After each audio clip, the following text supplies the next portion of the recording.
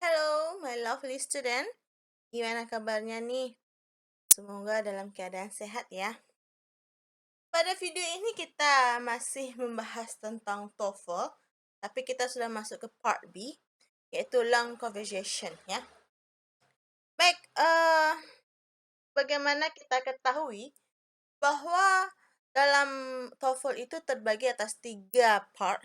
Yang pertama adalah short conversation, yang kedua adalah long conversation, yang ketiga adalah talk.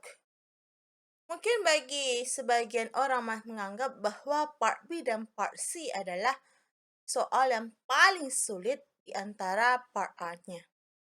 Tapi sebenarnya part B itu merupakan part yang sangat gampang. Tapi mungkin kendalanya di sini adalah dialog antara si A dan si B itu sangat panjang dibandingkan dengan part A. Oke, di sini kita lihat dulu. Tapi jangan khawatir, walaupun sulit, tapi kita lihat bagaimana strategi-strateginya supaya mahasiswa atau rekan-rekan semuanya bisa lulus di part B ini. Di bagian listening ya, kita fokus ke listening ya, part B bagian listening. Oke, yang pertama adalah part B itu adalah merupakan bagian dari soal ujian dari TOEFL dalam bentuk conversation, tapi long conversation. Di sini sudah Ibu jelaskan bahwa ada si C, ada A, ada B, A, B, A, dan B, ya.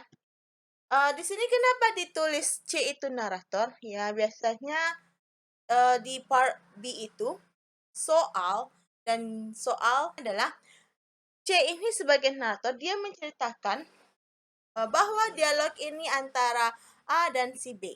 Lalu ada si A dan si B. Biasanya A dan B ini gender mereka berbeda. Kalau si A laki-laki, tentu si B adalah perempuan. Atau kalau si A perempuan, si B adalah laki-laki. Itu yang wajib mahasiswa tahu tentang part B. Itu merupakan long conversation. Ini bagiannya kalau kita bikin secara kesimpulannya, bagaimana modelnya. Oke, strategi berikutnya adalah ketika kita biasanya mayoritas kita biasanya ketika kita ujian, kita menyelesaikan terlebih dahulu apa yang disampaikan dialognya.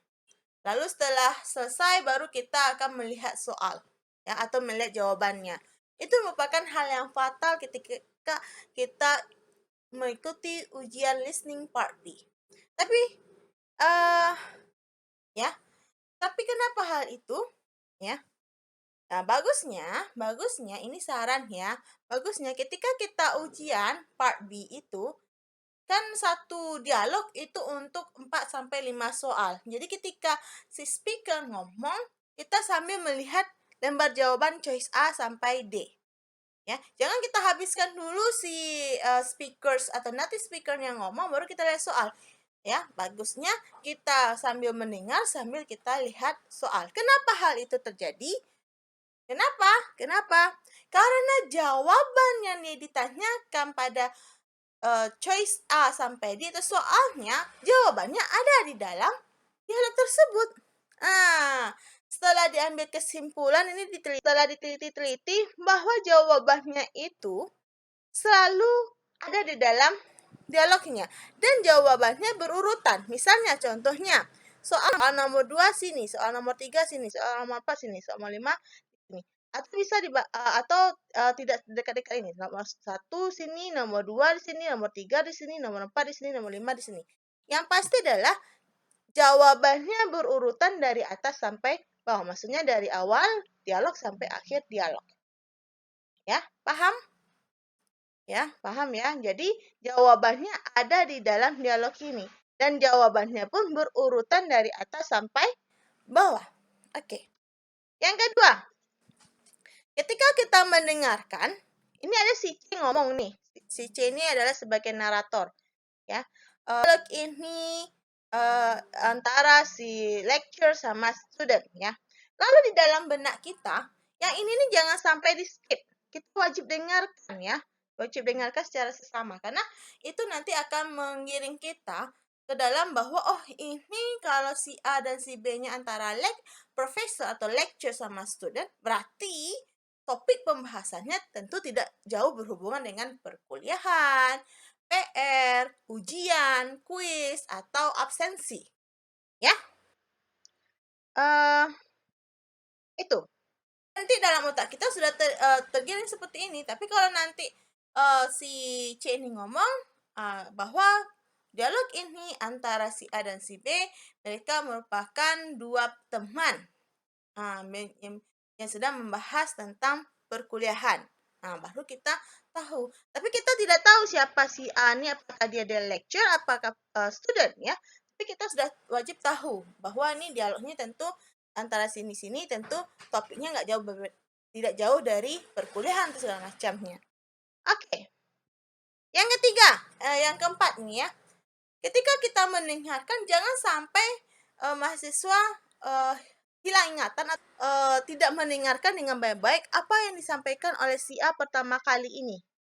Ya, ini sangat penting sekali. Karena tadi si C sudah ngomong bahwa si percakapan ini antara si A dan si B itu antara profesor sama student. Berarti kita nggak tahu yang mana si profesor, yang mana student ya. Berarti di A ini kita dapat mengetahui bahwa topiknya, bahwa ketika si A ini ngomong dialognya, itu topiknya ini tentang permasalahan absensi atau segala macamnya. Kalau misalnya permasalahan absensi, si A ini permasalahan absensi, berarti si A ini adalah student, berarti si B ini adalah lecturer atau profesor. Berarti dari dialog pertama si A ini sangat penting karena di sini terdapat topik atau main idea atau permasalahan yang mau dibahas dalam satu dialog ini. Oke, ada yang mau ditanyakan sampai di sini? Oke, cuma 4 trik ini semoga bisa bermanfaat untuk mahasiswa semuanya atau untuk rekan-rekan semuanya ya. Mohon maaf atas kekurangannya. Kita ketemu lagi pada slide berikutnya dengan strategi yang lebih khusus lagi. Oke, bye-bye.